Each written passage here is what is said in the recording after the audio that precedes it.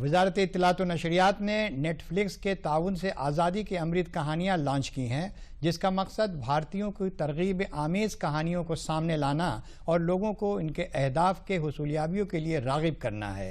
इसी सीरीज़ में आइए देखते हैं बसंती देवी की ये नसीहत आमेज़ कहानी।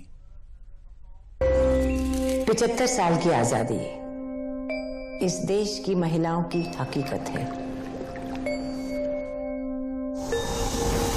उनके हर सांस में है आज़ादी। अगर किसी ने कोई चीज़ करी नहीं है तो इसका मतलब ये नहीं है कि आप वो नहीं कर सकते हो। और हर जीत में है आज़ादी। When you do something out of the box, it's very important to push the norms. आज़ादी उनके मन की ताकत है। महिलाएं जीवन दे सकती हैं तो महिलाएं जीवन बचा भी सकती हैं। और इस जज्बे के पीछे है प्रकृति की अमर शक्तियाँ।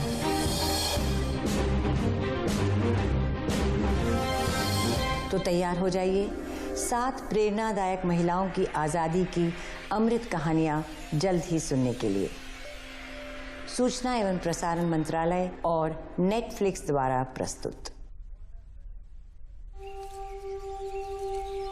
जल है तभी जीवन है।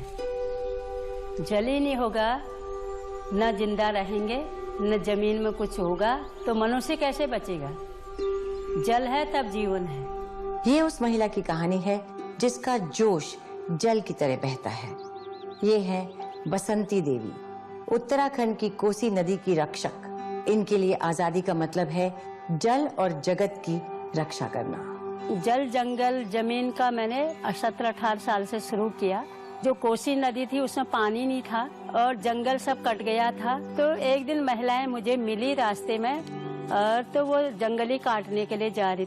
तो मैंने फिर उनसे कहा क्यों काटते हो इतना। उन्होंने कहा दीदी एक हम ही नहीं लाते हैं, गांव वाले लाते हैं। तो मैंने कहा तुम मेरा साथ दोगे मैं तुम्हारा साथ दूंगी।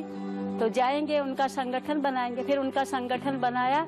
दूसरे दिन से फिर जंगल बचाने का काम किया। जब मेरे पूरे लोग मेरे साथ रहेंगे तब हमने वृक्षारोपण किया, जंगल बचाने का काम किया मेरे साथ। फिर तो कोसी माँ को हाथ में ऐसे पानी लेकर फिर बाद में 15 दिन की पदयात्रा भी की। तब उन्होंने कहा माँ आज तक आपने हमको जिंदा रखा, अब हम आपको जिंदा रखेंगे।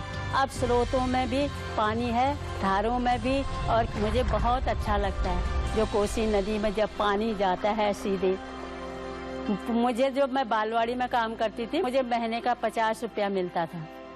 50 रुपये में खाना रहना जो भी करना था वो करते थे। पर आज इतना बड़ा सम्मान मिला जब लोगों ने मुझको कहा कि तुमको पद्मश्री पुरस्कार मिल रहा है। सबसे बड़ी बात तो यही है कि इतने लोगों ने मुझे कहाँ से बुलाया। ये सबसे बड़ी बात। जल की तरह मैं भी बहती रहूंगी और जल की सेवा करूंगी। बसंती देवी की कहानी भारत के इतिहास के पन्नों से अगली पीढ़ी के कानों तक एक नदी की तरह बहती रहेगी।